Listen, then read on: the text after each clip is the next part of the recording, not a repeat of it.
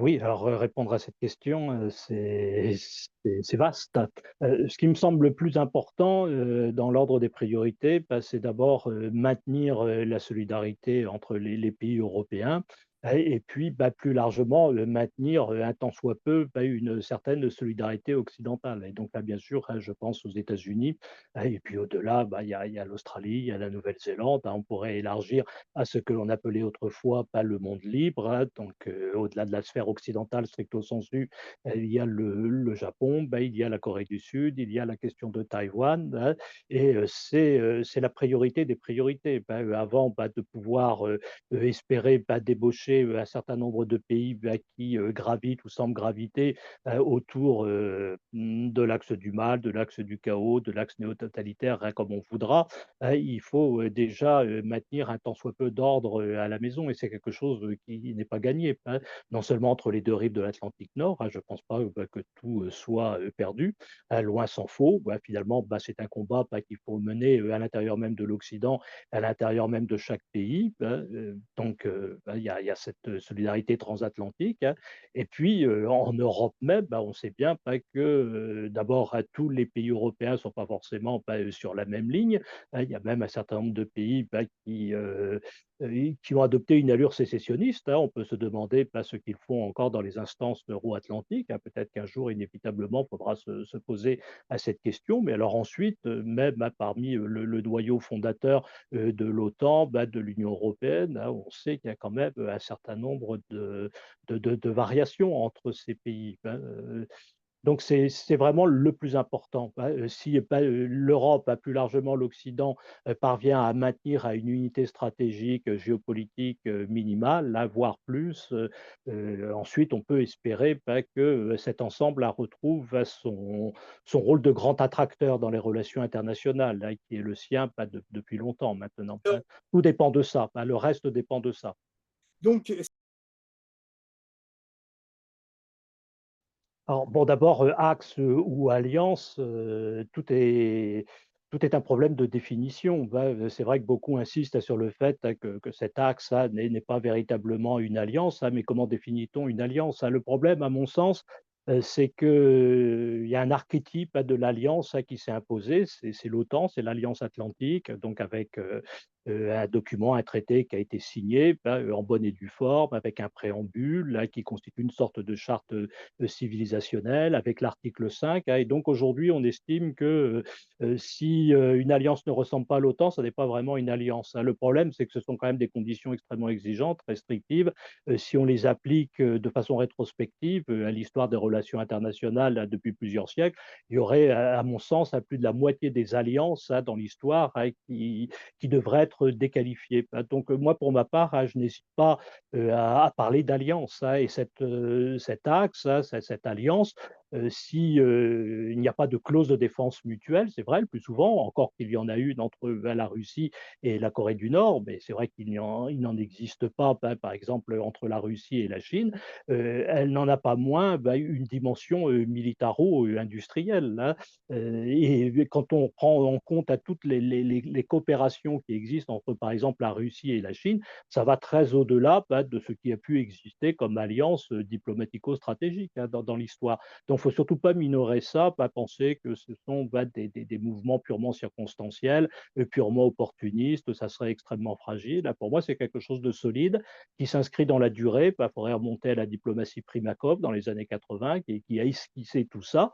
Alors, ça a pris un peu de temps à se concrétiser, mais sur 25-30 ans, eh bien, c'est quelque chose de solide, qui, relie, aujourd'hui, la Russie et la Chine et il en va de même, pour la Russie et l'Iran. La Corée du Nord, c'est peut-être un peu plus complexe, mais on voit quand même, les liens, se resserrer au fur et à mesure et alors la manière dont les choses évoluent, du côté occidental, ça va plutôt dans le sens de la consolidation, de cet axe, parce que, pour l'instant, la manière dont l'administration Trump a conduit sa diplomatie, ça semble donner raison à Pékin et à Moscou, parce que, En dernière analyse, ce qu'ils visent, c'est la fin de l'Occident. Ils ont une lecture très Spengler, spenglérienne des relations internationales, et pour eux, à Pékin comme à Moscou, on est bien conscient que ça passe notamment par un découplage stratégique entre les États-Unis, d'une part, et puis d'autre part, les pays européens, donc tous ces pays qu'on retrouve à l'intérieur de l'Alliance atlantique. Donc ils misent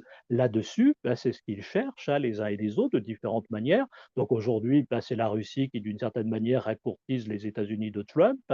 Parallèlement, il y a les Chinois qui courtisent l'Europe. Ce n'est pas quelque chose de tout à fait nouveau, mais l'idée est la même. Il faut essayer de réaliser ce découplage géostratégique. Il faut mettre fin à l'unité de l'Occident et à partir de ce moment-là, s'ouvrira un champ de manœuvre beaucoup plus vaste pour ces puissances révisionnistes, pour ces puissances Non, perturbatrices. Et il y a un certain nombre de signaux qui semblent aller dans ce sens. Donc ça ne peut que les encourager à consolider leurs liens.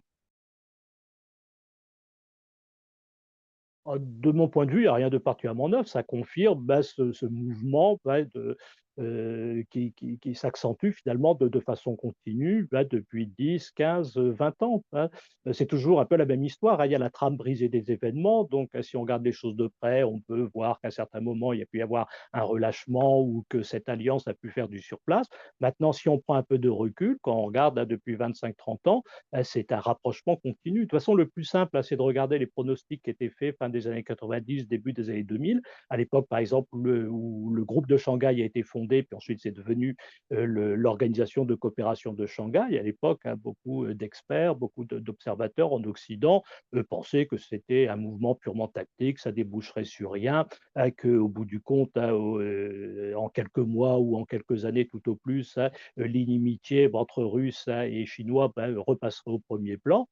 Quand on regarde au bout de 20-25 ans, ils ont bel et bien pas réussi quelque chose. Et bon, la présence de Xi Jinping le 9 mai 2025 à Moscou, euh, ça s'inscrit dans le prolongement de tout ce qui a été réalisé. Les deux hommes, Poutine et Xi Jinping, ont dû se voir plus de 40 fois.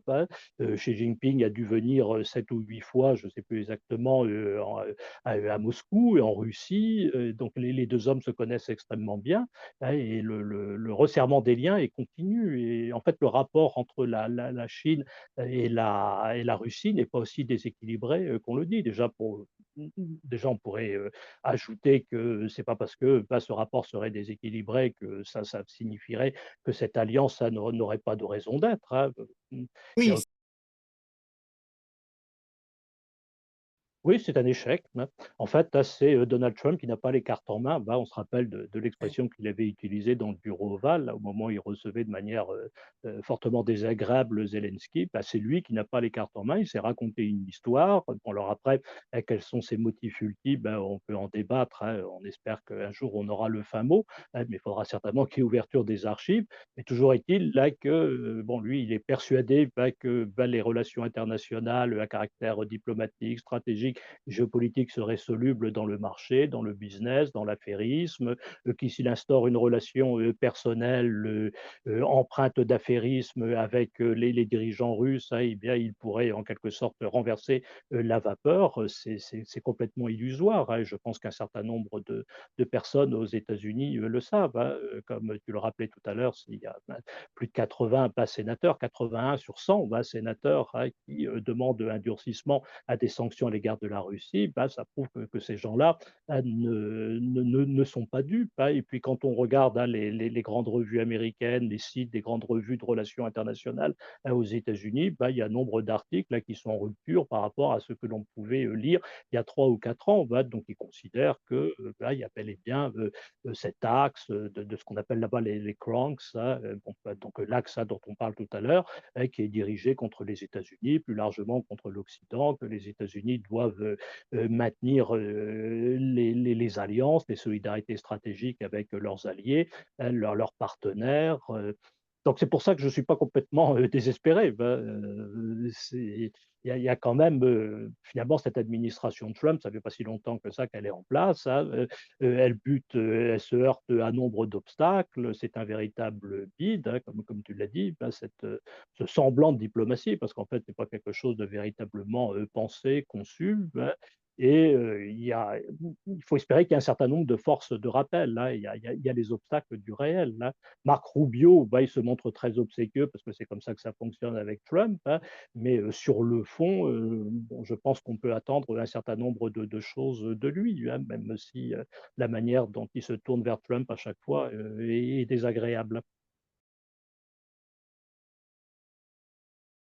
Alors d'abord sur le degré de lucidité des dirigeants européens, bah, je dirais oui, bah, on voit quand même, bah, ces Européens, bah, converger, bah, dans une large mesure. Alors après, bah, bien sûr, hein, il y a toujours, le côté, free rider, essayer d'avoir le maximum en donnant, bah, le minimum, le côté passager clandestin, pas trop s'exposer, alors on peut juger, bah, que c'est pas, suffisamment rapide, que c'est pas suffisamment ample, mais c'est toujours comme ça, hein.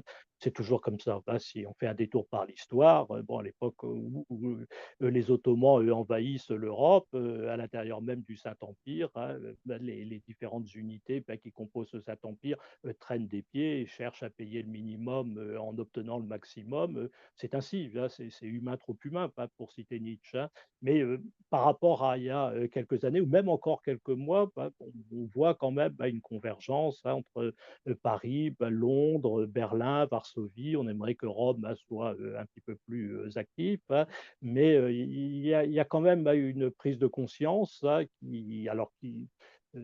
qui date déjà depuis 2022, c'est vrai. Mais enfin, il y avait quand même l'illusion selon laquelle finalement, bah, Poutine, là, referait ses calculs, là, son action diplomatico-stratégique, elle dépendrait pas d'un calcul coût-bénéfice, hein. Il comprendrait que tout ça lui coûte beaucoup plus cher et il serait prêt à revenir à la table des négociations. Aujourd'hui, je ne pense pas qu'on voit les choses ainsi. Bah, donc, il y a quand même oui, cette espèce de G4, de G5 à l'échelle de l'Europe, hein, qui est en train de se constituer. Alors, tout ça, bah, ça demande encore beaucoup d'efforts, d'énergie, hein. Il faut des soutiens, pas dans l'opinion publique, des soutiens dans la société civile, hein. D'ailleurs, c'est ce que tu fais avec ton association. Tout ça, c'est extrêmement important. Il faut bien avoir à l'esprit que c'est difficile de gouverner, hein. Nous, on regarde un peu aussi les choses quand même malgré tout de l'extérieur, de la périphérie, on raisonne, on développe des syllogismes, hein, mais bon, après, bah, quand on est aux affaires, c'est une autre paire de manches, hein, ne serait-ce que parce qu'il y a aussi la politique intérieure, il y a toutes les contradictions, hein, de la scène internationale, mais il y a quand même quelque chose, hein, qui est en alors sur la chute du régime Assad, c'est quand même quelque chose, d'important, bah, parce que ça affaiblit l'Iran, bah, c'est quand même la Russie qui a dû évacuer, elle, les bases, hein, dont elle disposait, en Syrie, donc ça modifie pas fondamentalement, l'équation, bah, géopolitique, globale, mais bon, chaque gain, bah, compte, hein, c'est quand même, un gain, stratégique important. Alors après la question, mais là c'est un autre débat, c'est comment les choses vont évoluer entre, bah, la Turquie d'un côté, Israël de l'autre, hein, autour de la Syrie. Bah, est-ce que, bah, les États-Unis seront capables là de maintenir, un tant soit peu d'ordre dans la région? Bah, alors là, c'est complètement contradictoire avec, hein, les lignes d'action de Trump, parce que là on voit qu'on a besoin d'un stabilisateur hégémonique. Là, c'est le rôle, là, justement, bah, que Donald Trump a veut répudier. Donc, bon, bah, il peut y avoir des tas de répercussions, hein, qui viendront, ruiner finalement, le gain que constitue, bah, la chute du régime Assad. Mais c'est quand même un coup apporté à un pays, central, dans cet axe, déstabilisateur, hein. Parce que, bon, d'un côté, bah, il y a la Russie, à l'autre extrémité, il y a la Chine, donc on a ces 2 théâtres qui sont solidarisés, le théâtre européen, et puis, bah, le théâtre, est-asiatique, hein, de l'Ukraine au détroit de Taïwan, hein, et entre 2, il y a ce chaînon central, hein, l'Iran, bah, qui est au cœur du Moyen-Orient et puis qui, il y a encore, une année, on dira à peu près, semblait constituer, bah, une menace redoutable. Alors, ça reste toujours une menace, hein, mais l'Iran, malgré tout, est sur la défensive, hein. Ça modifie, l'équation stratégique, régionale.